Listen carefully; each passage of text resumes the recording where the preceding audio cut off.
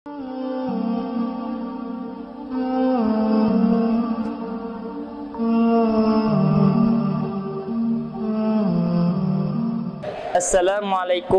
warahmatullahi wabarakatuh. Ma'asyiral muslimin, sidang jamaah yang dirahmati oleh Allah dimanapun Anda berada.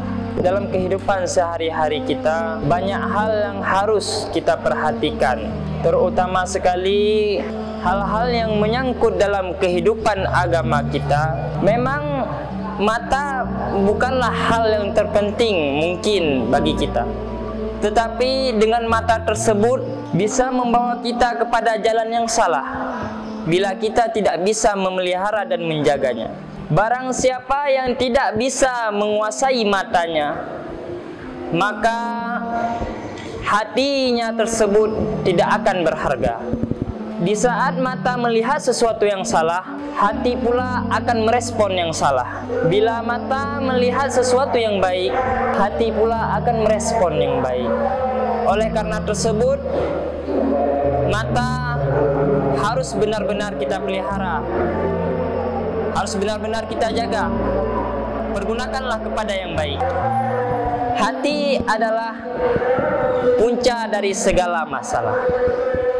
Bila hati kita tidak baik, bila hati kita berprasangka buruk, maka seluruh anggota kita juga akan melakukan hal-hal yang buruk. Bila hati kita berprasangka yang baik dan memiliki sifat yang baik di dalam hati, maka seluruh perbuatan dari anggota kita juga akan melakukan hal-hal yang baik. Di saat hati kita memiliki sifat yang tidak baik seperti dengki, hasud dan sebagainya, kita akan melakukan hal-hal yang buruk. Contohnya, saudara kita memiliki kelebihan, namun bila hati kita tidak memiliki sifat yang baik, kita akan memiliki sifat hasud, memiliki sifat iri, dengki kepada saudara kita, hingga kita akan melakukan hal-hal yang memang dilarang di dalam agama.